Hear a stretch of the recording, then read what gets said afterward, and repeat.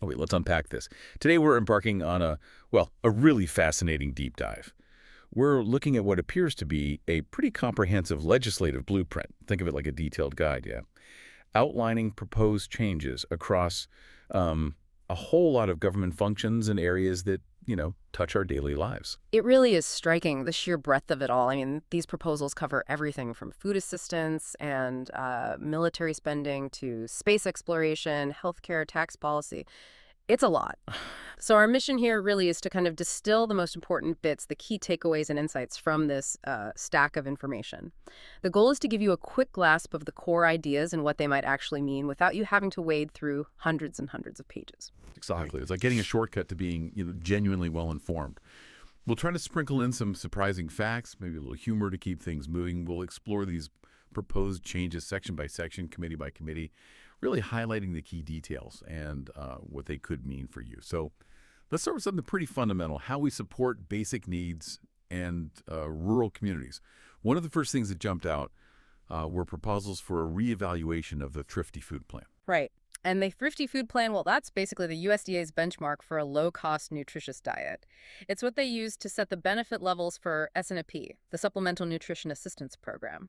This proposal specifically redefines the diet for a standard family of four, think, a man and woman, ages 20 to 50, and two kids, maybe 6, 8, and 9, 13. And crucially, it links the cost adjustments for this plan to the Consumer Price Index for all urban consumers, the CPIU. Those adjustments are set to kick in October 4, 2025. So the idea is to tie benefits more closely to, actual living costs. But of course, how they redefine that diet, that will be key to how it impacts the value of the assistance. Okay. And what's really interesting here, too, are proposed modifications to SNFP work requirements. We're talking about able-bodied adults without dependents. The document also gets into things like the availability of standard utility allowances, Yeah. if you get energy assistance, and even restrictions on using internet expenses when calculating your SNFP benefits. Yeah, and on the administrative side of SNAP, there's something new called a State Quality Control Incentive. That's scheduled to start in fiscal year 2028. Basically, states with really low payment error rates, like below 6%, they'd get a 100% federal share for running their program. But if your error rate is high, say 10% or more, the federal share drops to 85%, meaning the state has to pick up 15% of the admin costs. It's clearly an incentive for states to tighten things up. Okay, gotcha. Now, shifting gears a bit, but sticking with this committee, Rural America. The document outlines additional investment in rural America. It covers a lot of ground. Conservation, agricultural trade promotion, nutrition, research, energy, horticulture. It specifically mentions extending cotton storage payments for the 2026 through 2031 crop years, and changes to how the Commodity Credit Corporation sets sugar storage rates. And here's a fascinating detail within that section, a requirement for a totally new pilot program. It's for, get this, index-based insurance from extreme weather-related risk resulting in increased utility costs. And it's specifically targeted at poultry production. This program has to be set up in the top poultry-producing states within 2 years of enactment.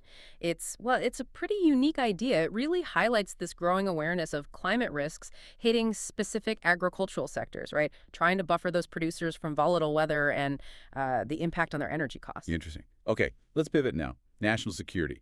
The document outlines some pretty significant enhancement of Department of Defense resources. Yeah, and what jumps out immediately are some substantial appropriations aimed squarely at improving the quality of life for military personnel. I mean, we're talking real money here.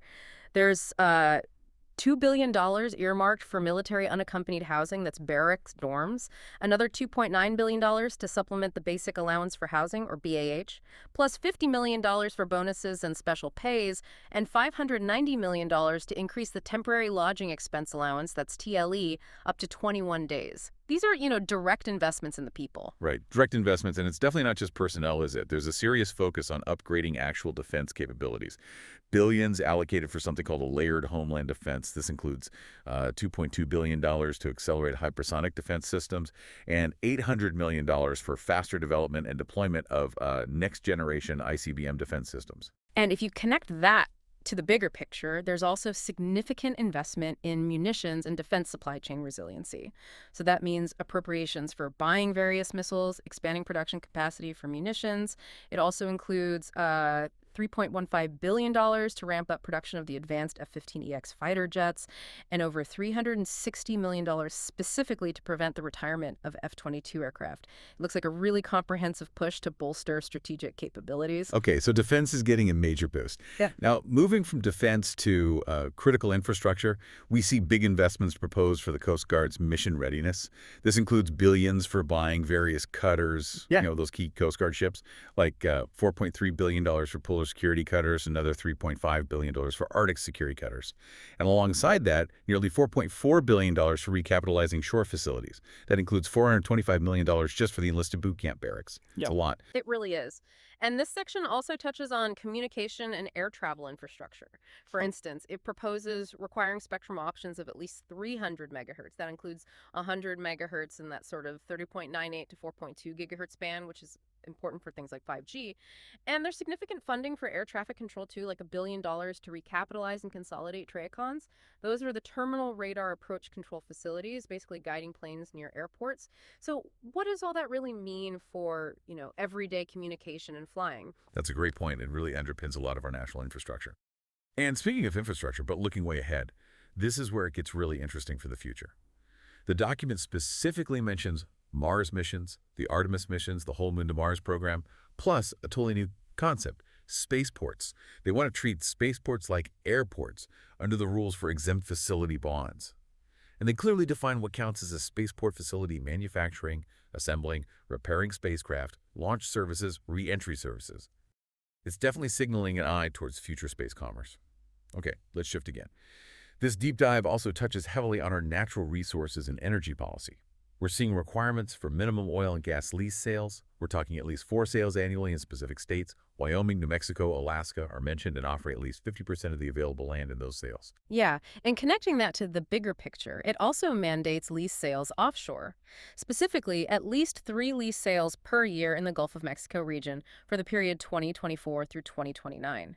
And there are changes proposed to the royalty rates for oil and gas produced on federal lands, setting them at no less than 12.5%, but capped at 16 2/3%. It's a clear signal towards boosting domestic production. Right. And it's not just fossil fuels either. The document outlines a plan to significantly increase timber sales on public lands managed by the Bureau of Land Management and the Forest Service. The goal is a 20% increase over 2024 levels by 2026, and then a whopping 50% increase by 2030. That's a substantial jump in logging. Yeah. And then on the renewables side, there's an interesting proposal: introducing acreage rent and capacity fees for wind and solar projects on public lands. The acreage rent rates would be adjusted annually based on that same CPIU index we mentioned earlier, with a minimum floor of $2 per acre. It really raises the question, doesn't it? How will these new fees impact the development timeline and, the overall costs for these large-scale renewable energy projects? That added cost could definitely factor into investment decisions. Good question. On the technology front, there's a directive for the Department of Energy National Labs. They're supposed to partner with industry. The goal is to curate scientific data specifically for AI and machine learning models. They want to use this to rapidly develop next-gen microelectronics and also accelerate innovation in new energy technologies generally. And tied into all this project development, there's a focus on environmental review reform. They're proposing fee-based deadlines for completing these reviews, like 180 days for an environmental assessment and 1 year flat for a full environmental impact statement. The aim seems to be speeding up the permitting process across the board. Okay, now for a section I know everyone's interested in: taxes. Let's unpack some potentially significant tax changes, starting with you, the individual taxpayer. The document proposes making the reduced income tax rates, the ones enacted back in 2017, permanent and even enhancing them, so they'd apply going forward indefinitely. Right. And the child tax credit gets enhanced too. It would require a Social Security number for the qualifying child, which is a key change, and that $1,400 refundable portion. It would be adjusted for inflation starting in taxable years after 2024. Also, importantly, the rules for deducting personal casualty losses from disasters like fires or floods are extended. They would now cover state-declared disasters, not just the federally declared ones. That's a potentially big expansion of relief. Okay, yeah, that could help a lot of people. Now, here are a couple of really attention-grabbing proposals. 2 brand new deductions. One is for qualified tips received by employees. But the catch is, they have to be included on the W-2 or similar statements from the employer. The other is a no tax on overtime provision. It would allow a deduction for qualified overtime pay. Again, specific reporting requirements for employers are involved. And there's another new deduction proposed, this one for qualified passenger vehicle loan interest, like interest on your car loan. There'd be a $10,000 annual limit on the deduction, and it would phase out for folks with higher incomes, higher modified adjusted gross incomes, specifically. Interestingly, this deduction would also be available to people who don't itemize. So it makes you wonder, right? How might these new deductions actually play out? Do they simplify taxes or just add more complexity for everyday Americans trying to file? That's the perennial question with tax changes, isn't it? Now, perhaps the most eye-catching new concept in this whole section, something called Trump accounts. It's described as a new type of individual retirement plan. Now, the name itself seems to reference a previous administration's proposal. With these accounts, contributions wouldn't be tax-deductible up front, and they're capped at $5,000 per year, but only before the child, the beneficiary, turns 18. But here's the unique part. Distributions from these accounts would be completely tax-free if they're used for qualified education expenses, a qualified first home purchase, or qualified health care expenses. Yeah, it's a very different structure. And they also include a provision for a refundable payment, basically, a direct government contribution of $1,000 for each eligible child born after December 31st, 2024. That $1,000 would be paid directly into the Trump account set up for that child. So it's a direct government seeding of these private savings accounts for kids. Okay, moving to the business side of taxes. The way companies treat research and experimental, or R&E, expenditures is modified. Under this proposal, those costs would have to be capitalized and then amortized, written off over time. It'd be 15 years for foreign research, but only 5 years for domestic research. It's a pretty big accounting shift. It is, and another really notable aspect here is the proposed termination of several existing energy tax credits. We're talking about the deduction for energy-efficient commercial buildings, the tax credit for new energy-efficient homes, and accelerated cost recovery for certain energy property. Also, the clean hydrogen production credit. That's specifically set to terminate on January 1st, 2028, under this plan. Right, so several credits potentially going away. And it's not just terminations either. There are new restrictions proposed for clean electricity production and investment tax credits. Basically, you couldn't get these credits if your facility receives material assistance from what they call prohibited foreign entities, specifically naming China, Russia, North Korea, and Iran.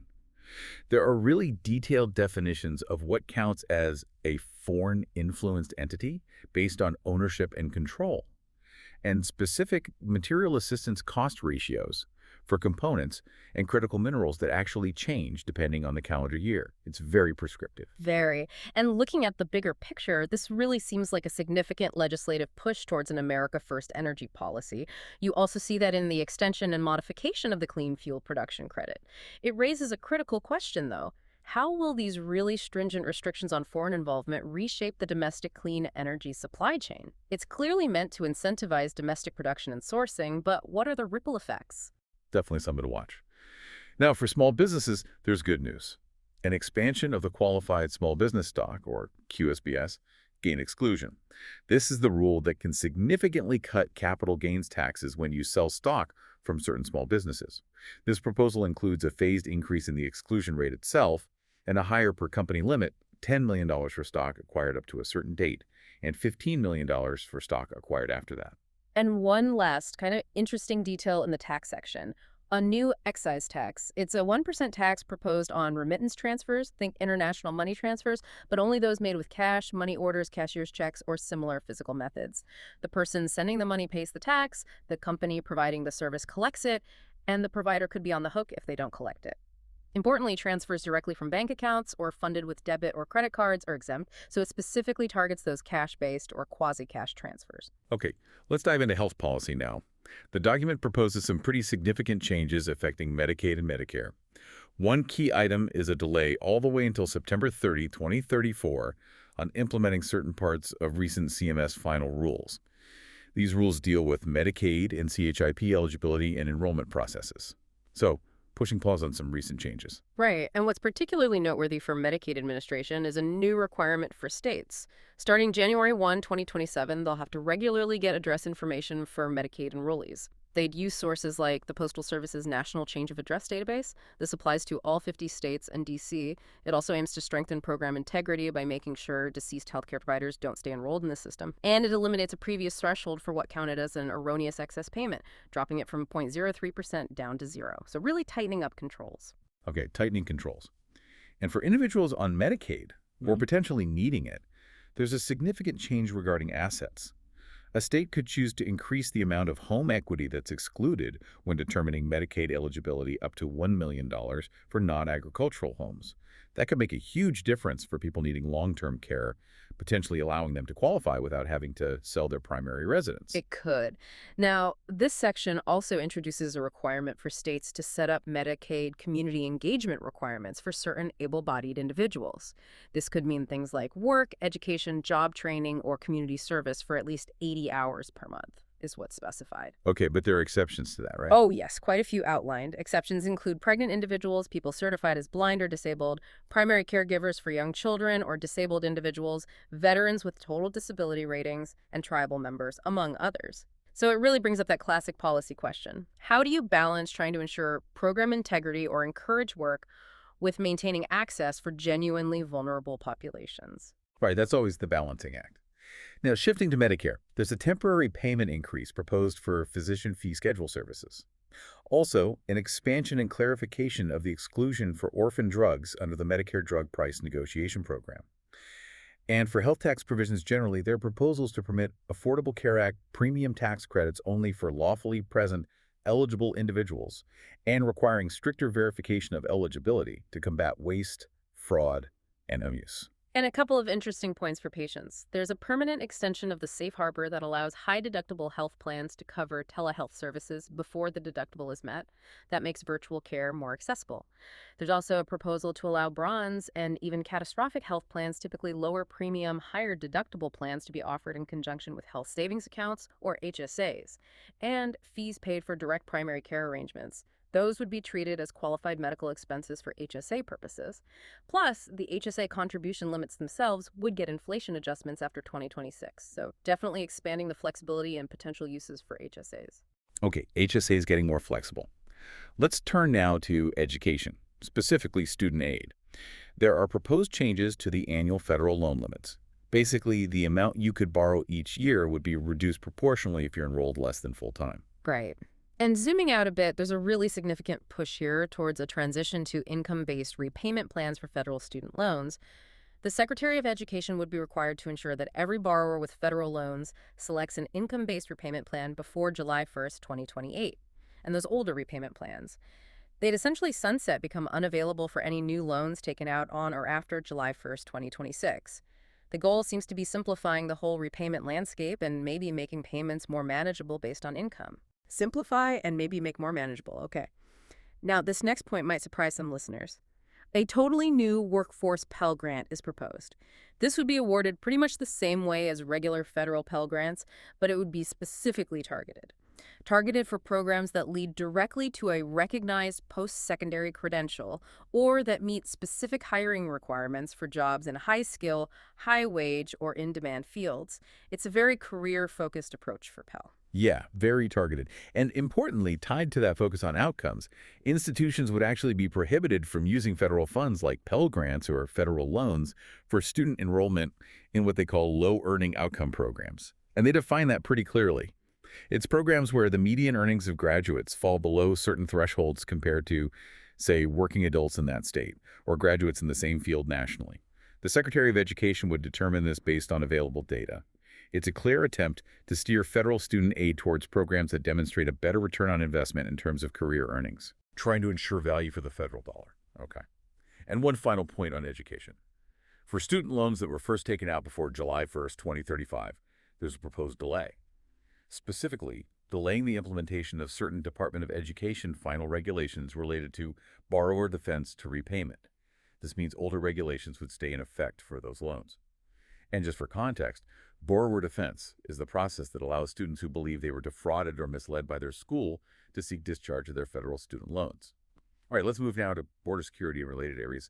The document proposes a really substantial amount, $46.55 billion, specifically for elements of border infrastructure and the wall system. This covers construction of new barriers, replacement barriers, access roads, and all the associated tech cameras, lights, sensors, that kind of thing. Wow, yeah, that's a huge number. And layered on top of that are additional funds for U.S. Customs and Border Protection's CBP personnel, vehicles, and facilities, another $5.55 billion for necessary expenses there.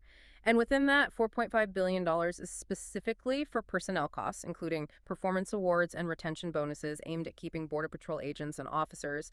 And then there's another $4.55 billion allocated specifically for the care and custody of unaccompanied alien children and other migrants, including their transportation. So big investments in both the enforcement and the humanitarian processing aspect. Right, covering both sides. There's also a significant chunk, $6.168 billion, allocated specifically for border security, technology, and screening. A key focus here seems to be procuring and integrating new non-intrusive inspection, or NII, equipment. This is the tech that can scan vehicles and cargo. And they specifically mentioned leveraging artificial intelligence and machine learning with this tech to better combat illicit narcotics smuggling at ports of entry. So a major tech upgrade planned. Interesting use of AI there. Now, this also raises the question of state and local involvement, right? And there's something new here. A state border security reinforcement fund. This fund would provide grants to eligible states. The money could be used for things like locating and apprehending non-citizens who have committed crimes within the state and for their temporary criminal detention and transportation. It seems to decentralize some aspects of enforcement support to the state level. So wait, a new state fund. And just quickly, for major international events coming up, significant funds are allocated for security. $625 million specifically for security related to the 2026 FIFA World Cup, which the U.S. is co-hosting, and a full $1 billion for security related to the 2028 Olympics in Los Angeles. That's quite a commitment to event security. All right, now within the judiciary section, a key theme that emerges revolves around immigration fees. A whole slate of new fees are proposed. Fees for things like applying for asylum, getting an employment authorizes document, EAD, apply for immigration parole. There's even a proposed annual fee for asylum seekers. Initial amounts for some of these are set at $250, but they'd be subject to annual inflation adjustments. Right, and in the broader context of this section, that focus on fees reflects a continued emphasis on immigration enforcement and operations overall. There's substantial funding outlined for IC immigration and customs enforcement activities like apprehension, detention, removal operations, plus investments in the IT systems that support those activities and funding for recruiting more enforcement staff. It's clearly a push to sort of resource and streamline those operations. Okay. And for law enforcement more generally, beyond just immigration, increased funding is proposed for a couple of key grant programs. The Edward Byrne Memorial Justice Assistance Grant Program, Byrne JG, and the Office of Community-Oriented Policing Services, COPS. But the document specifies these increased funds are for investigating and prosecuting violent crime and for immigration enforcement efforts. And it includes a clear limitation. No funds can be used for community violence intervention or CVI programs. That's a notable restriction. And what's also fascinating here is the establishment of another new fund, this one within the Department of Justice. It's called the Bridging Immigration-Related Deficits Experienced Nationwide Reimbursement Fund. Yes, the acronym is Biden. This fund, seemingly named in reference to the current administration's focus, provides grants to states specifically for law enforcement activities related to non-citizens who've committed crimes investigation, prosecution, temporary detention costs. It aims to reimburse states for those specific expenses. Interesting name choice there. Okay, finally, wrapping up this section, there's a program often overlooked but incredibly important. The Radiation Exposure Compensation Act, or REVIA. Significant amendments are proposed here. This includes expanding the definition of the affected area the geographic regions cover to include parts of Colorado. It also adds renal cancer and chronic renal disease to the list of illnesses presumed to be caused by the radiation exposure. And it changes the compensation calculation, allowing claimants to receive the greater of $50,000 or the total amount of medical expenses they actually incurred due to their illness. This significantly broadens the potential support for those affected individuals, often called downwinders. So, wow, what does this all mean? We've just navigated a truly extensive blueprint, proposals for potentially significant shifts in policy across the board, from how we support basic needs and fund our national defense to how we approach energy production, individual taxes, healthcare, immigration enforcement. It's a lot to take in. It really is. The sheer scope of these proposals underscores a very broad legislative ambition. You see it in the details, right? From specific dollar amounts earmarked for military housing or those new Trump accounts, to really detailed mechanisms for border security funding and fundamental changes to energy tax credits. This document offers a really multifaceted look at potential future policy directions. It definitely reflects a reevaluation of many existing programs and a clear investment in new strategic priorities. It signals a very strong legislative agenda. It truly covers a vast landscape, doesn't it? But what stands out to you, our listener, as you hear all this? Maybe take a moment to consider how some of these proposed changes might intersect in unexpected ways. For instance, how might those shifts in energy policy potentially impact rural economic development that we talked about earlier? Or how could new healthcare verification processes affect access to care for individuals? This deep dive in just these excerpts, it gives us a powerful lens, I think, to view potential future policy. And it certainly leaves us with a lot to mull over, especially perhaps regarding that constant tension, that balance between these large-scale governmental initiatives and their direct, very personal impact on all of us as individuals.